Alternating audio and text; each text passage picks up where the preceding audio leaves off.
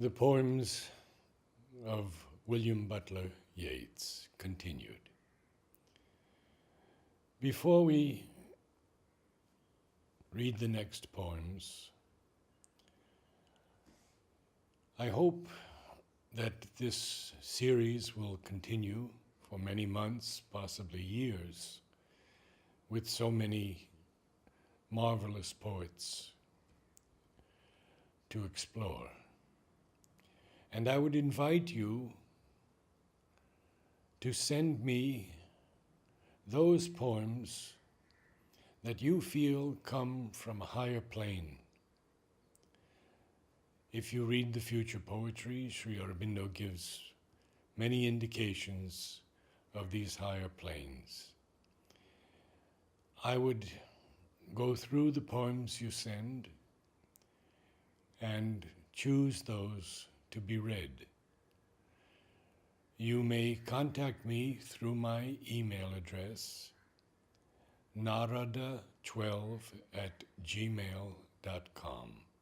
That is NARADA12@gmail.com. I look forward to your replies.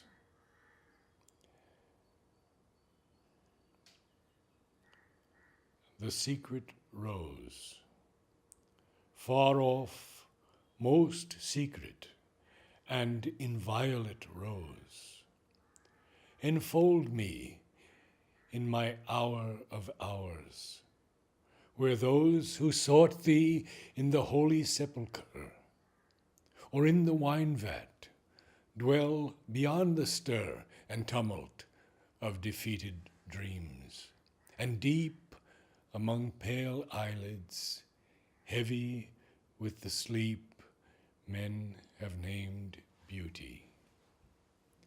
Thy great leaves enfold the ancient beards, the helms of ruby and gold of the crowned magi, and the king whose eyes saw the pierced hands and rude of elder rise in druid vapor and make the torches dim.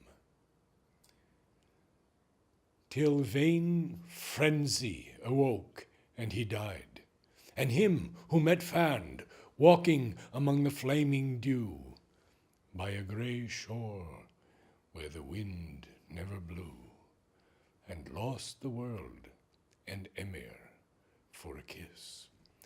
And him who drove the gods out of their lists, until 100 morns had flowered red, feasted and wept the barrows of his dead, and the proud dreaming king who flung the crown and sorrow away, and calling bard and clown, dwelt among wine-stained wanderers in deep woods, and him who sold tillage and house and goods, and sought through lands and islands numberless years, until he found, with laughter and with tears, a woman of so shining loveliness that men threshed corn at midnight by a tress, a little stolen tress.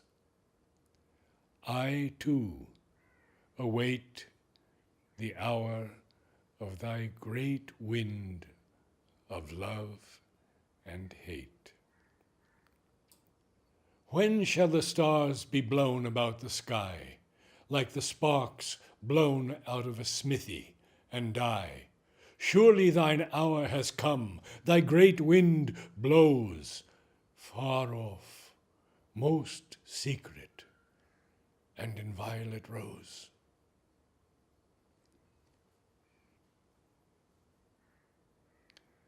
The second coming.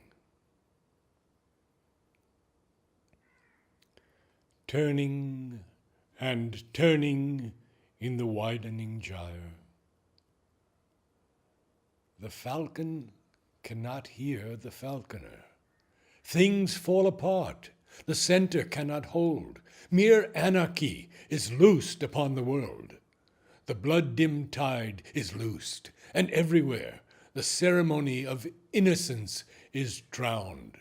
The best lack all conviction, while the worst are full of passionate intensity.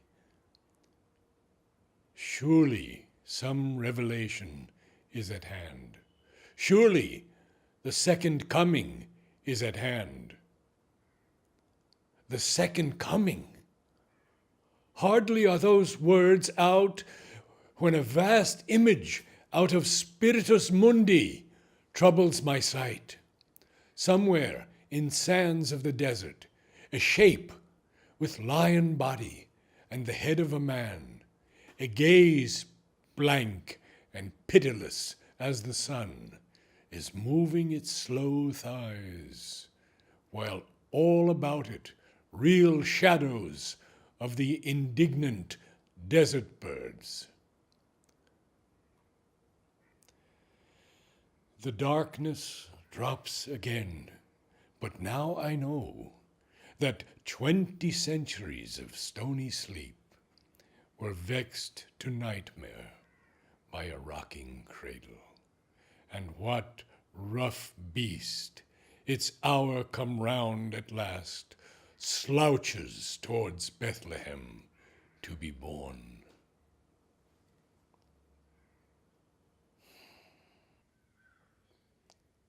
Sailing to Byzantium. That is no country for old men, the young in one another's arms, birds in the trees, those dying generations at their song. The salmon falls, the mackerel-crowded seas, fish, flesh, or fowl commend all summer long, whatever is begotten, born, and dies. Caught in that sensual music, all neglect, monuments of unaging intellect. An aged man is but a paltry thing, a tattered coat upon a stick, unless soul clap its hands and sing, and louder sing, for every tatter in its mortal dress.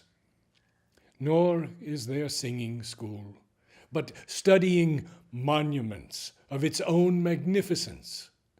And therefore I have sailed the seas and come to the holy city of Byzantium. O sages, standing in God's holy fire, as in the gold mosaic of a wall, come from the holy fire, burn in a gyre, and be the singing masters of my soul. Consume my heart away, sick with desire, and fastened to a dying animal. It knows not what it is, and gather me into the artifice of eternity.